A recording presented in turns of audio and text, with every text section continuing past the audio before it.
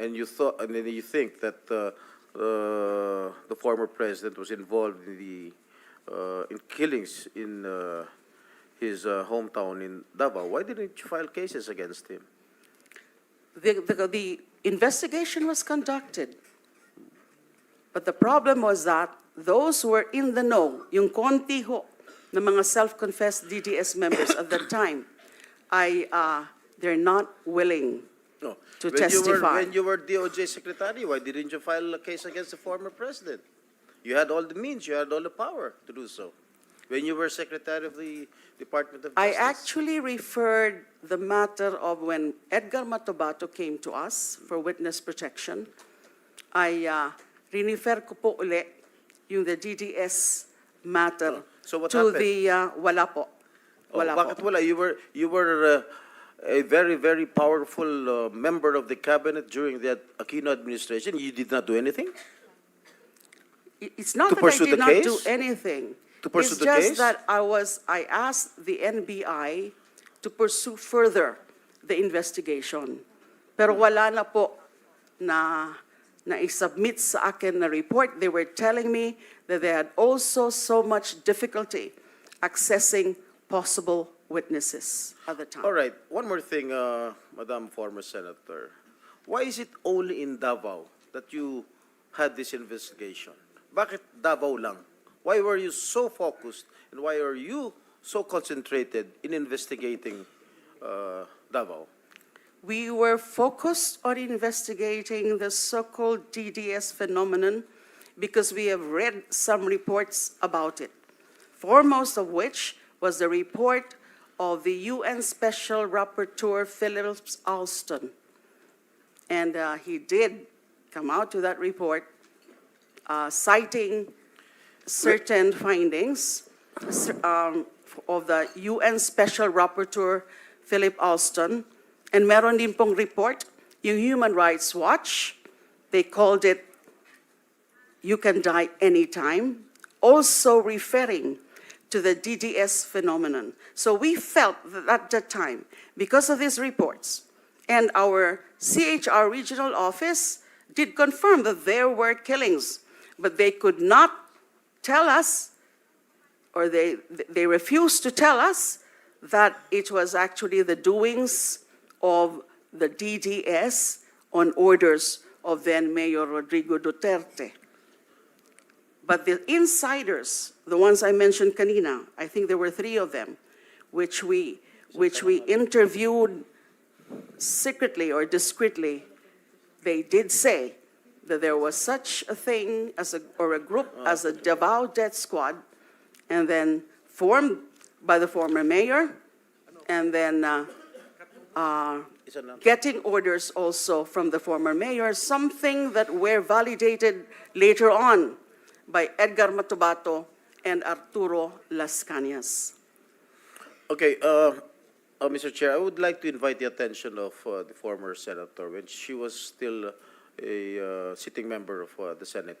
With regard to the committee report of the Committee on Justice then, for the years, if I may read, for the years 2001 to 2009, under the Arroyo administration, 91,762 killings were reported, or an average of 10.196 killings per year, 850 killings per month, or 28 killings per day.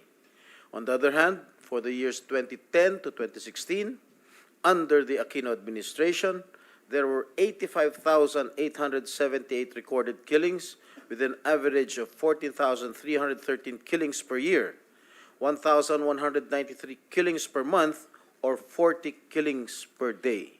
You were the Justice Secretary during the Aquino administration. Why did you not investigate these killings?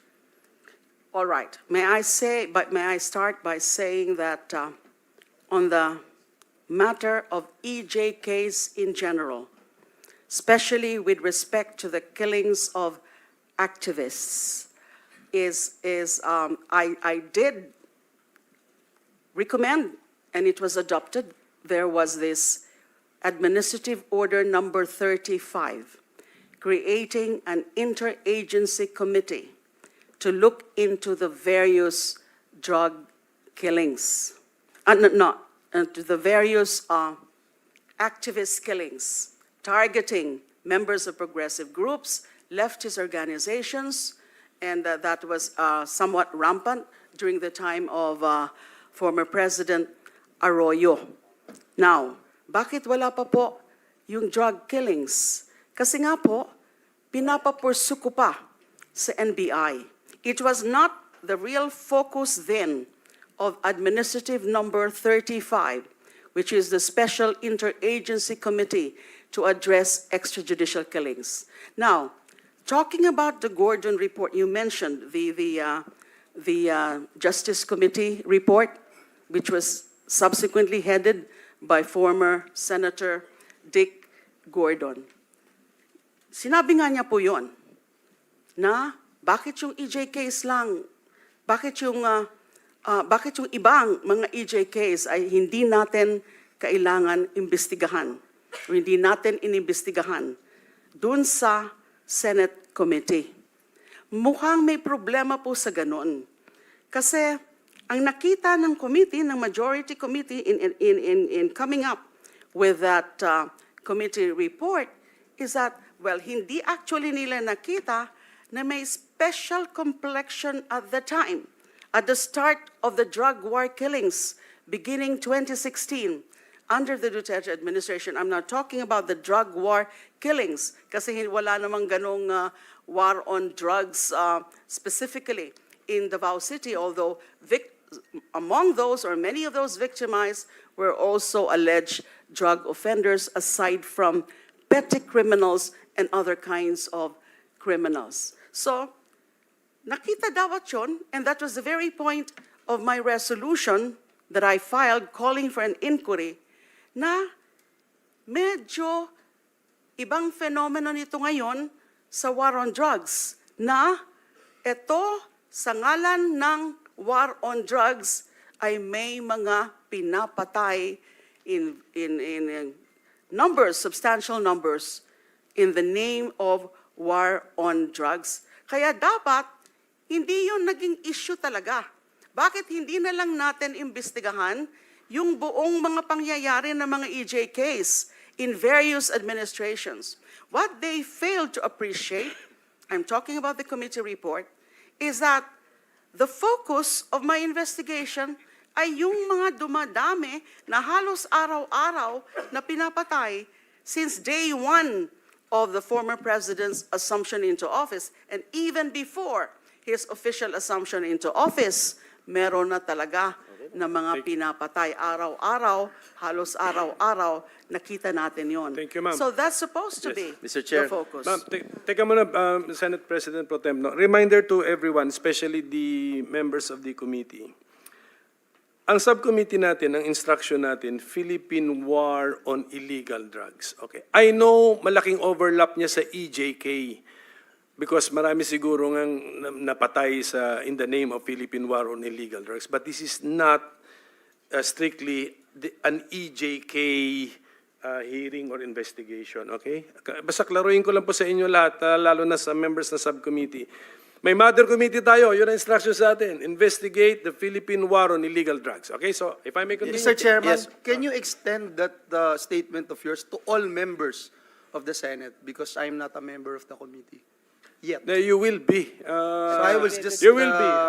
I was just making to ensure that all members yes. are oriented properly, Mr. Chair. Thank Mr. you, Mr. Chair, I would just like to wrap up my questioning to Yes. Senator Delima. But I would like to put it on record that the resource person, the former senator, did not answer directly my question, Mr. Chair. And I might be mistaken of defending the former president. I am not defending the former president. In fact, if it is his turn to answer questions, I will ask questions also. Darating po tayo. So, anyways, Senator Delima will be present in the future hearings. Yes, Senator Risa? Hello. Yes, salamat kayo, Mr. Chair. Just a brief manifestation. Kanina mention was made of a resource person na iimbitahin din natin to the next hearing. And a personal detail about that resource person. Gusto ko lang i-make of record na it is already common knowledge na dahil isang leader, si Leila Delima, nung siya ay senador at siya ay babae, wineponize talaga yung batas laban sa kanya in the most sexist and misogynistic way. Lalo na sa, unfortunately, at that time, yung kabilang house. So, I look forward dun sa ipepresent niya sa komiteng ito, Mr. Chair, yung kanyang pag-aaral, comparison, nung napag-alaman, nung CHR, nung siya ay chair, tungkol sa mga extrajudicial killings sa Davao City, at comparison nun sa nakita nilang ng komite niya dito sa Senado na EJ case, panahon ng war on drugs. And I look forward na hindi natin papayagang maulit yung pambabastos na ginawa sa kanya, lalo na sa kabilang